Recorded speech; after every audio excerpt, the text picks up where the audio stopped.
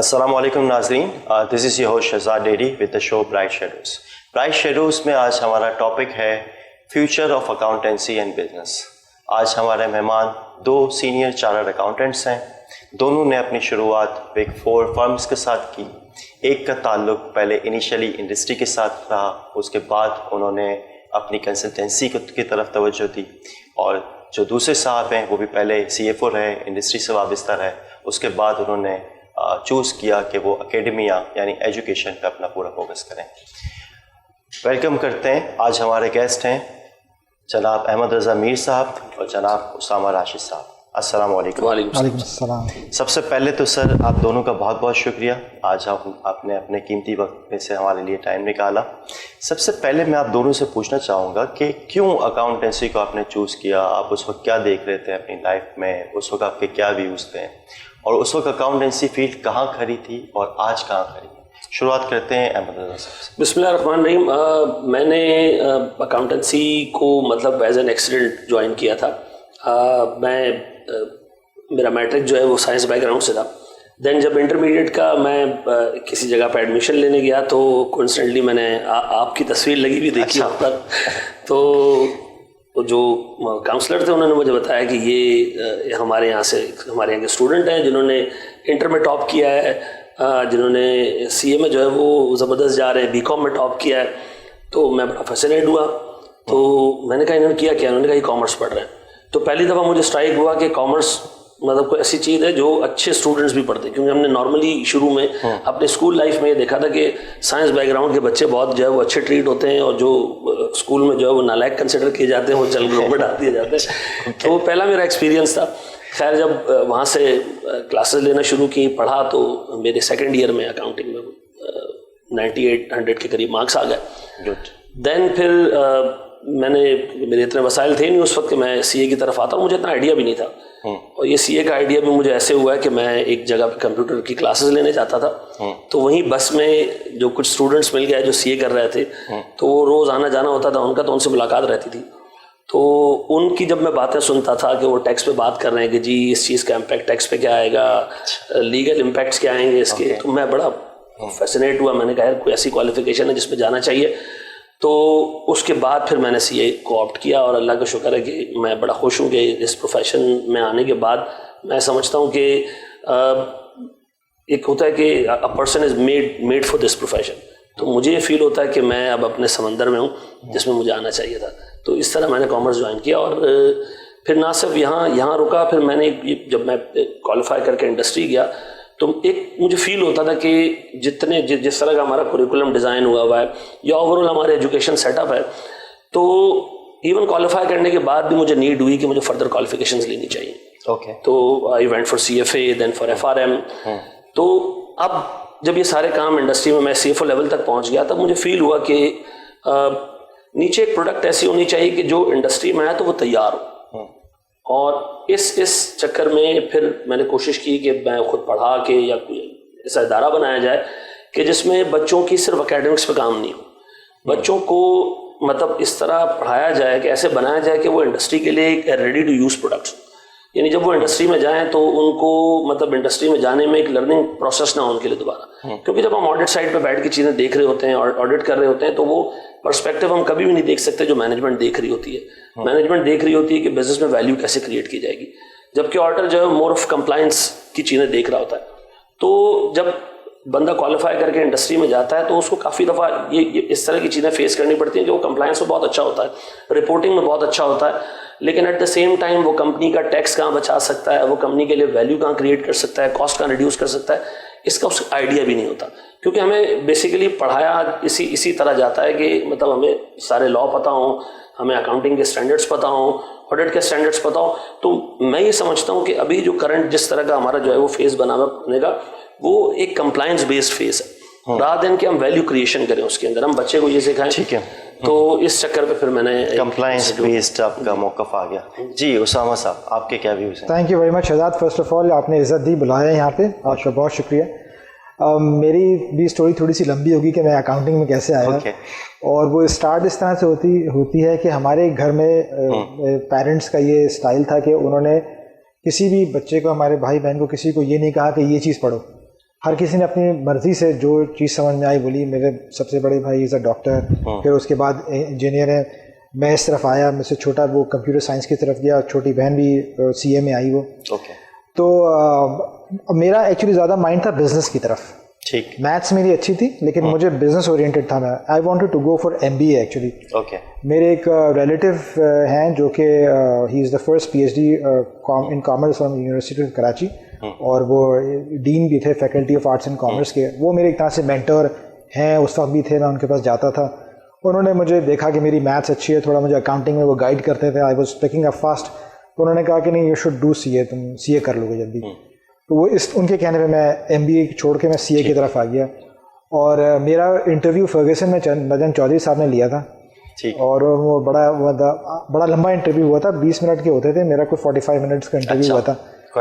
ہاں, اور اس میں پتہ نہیں انہوں نے کیا کہا تھا. میں نے کہا کہ میں فرسٹ اٹیمپٹ میں پاس کروں گا, اور یہ ہے وہ زمانے میں نہیں ہوتا تھا اتنا, اور الحمدللہ اللہ تعالیٰ نے فرسٹ اٹیمپٹ میں پاس کروا دیا. تو ایک چیز یہ تھی کہ میں یہ دیکھتا ہوں کہ شاید ابھی بھی کچھ ایسے لوگ کرتے ہوں, بٹ ایٹ لیسٹ میں اپنی بات کروں, اور زمانے میں بھی شاید لوگ یہ پڑھتے تھے اپنی پیشن کے لیے. اب کچھ ایسا محسوس ہوتا ہے کہ وہ چیز پڑھتے ہیں جہاں پیسہ زیادہ ملے گا, وچ is not the right way. آپ بندے کو اپنے پیشن کی طرف جانا چاہیے, اور جو وہ پیشن جو اس کو ایکسل کرا دے گا. میرا ایک بہت ہی اچھا اسکول کے زمانے کا friend, he was brilliant student, اور اس نے ایکسلنٹ اسکور کیا میٹرک میں, انٹرمیڈیٹ میں. اس کے بعد اس کو اردو کا شوق تھا, وہ کراچی یونیورسٹی چلا گیا اردو میں ایڈمیشن لینے. گھر میں جو ہے نا وہ ماتم مچ گیا کہ یہ کیا کرنے جا رہے ہو. تو بڑے گھر والوں کے کہنے پہ اس نے چینج کر کے انگلش میں کیا, لیکن وہی ایکسل ماشاء اللہ سے. اس نے PhD کیا ان لینگویج میں, لنگوسٹکس میں, اور وہ بہت ایکسل کیا. تو بات یہ کہ آپ کسی بھی چیز میں آپ جا کے پڑھیں, اپنی مرضی کی چیز پڑھیں, یہ will excel. So that's my view on this. Great. اچھا, تھوڑا چونکہ ہمارا ٹاپک فیوچر آف اکاؤنٹنسی اور اس کے متعلق ہے, تھوڑا سا مجھے بیک گراؤنڈ بتائیے. میں اپنا ایک ویو رکھتا ہوں. میں خود بھی ایک چارٹرڈ اکاؤنٹنٹ ہوں آپ دونوں کی طرح, اور میرا بھی انٹرویو نجم صاحب نے ہی لیا تھا, but it was quite short, hardly 5 minutes. So you are an exception, I am also an exception. آپ کا لمبا تھا, میرا بہت چھوٹا تھا. اچھا, جب میں نے قدم رکھا اس پروفیشن میں, سو پیپر بیسڈ ہم آڈٹ کرتے تھے.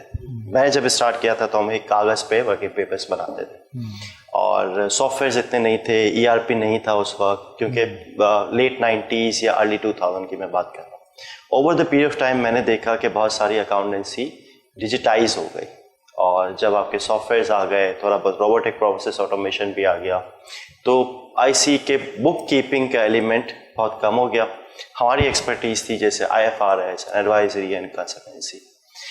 اس پہ بھی مجھے آپ کا ویو چاہیے. اور ساتھ ساتھ میں وین یو سی کہ آگے جب بات ہو رہی ہے بلاک چین کی, آرٹیفیشیل انٹیلیجنس کی, ٹرانسفارمیشن کی, سو ہاؤ ڈو یو سی کہ جو اکاؤنٹنسی ہے IFRS کے رسک, کیا یہ بھی سسٹم بیس نہیں ہو جائیں گے, اور کیا امپیکٹ آئے گا جو ایجوکیشن سسٹم میں, کیونکہ آپ چونکہ ایجوکیشن سے بھی وابستہ ہیں, یہ تھوڑے اپنے مجھے ویوز بتائیے گا.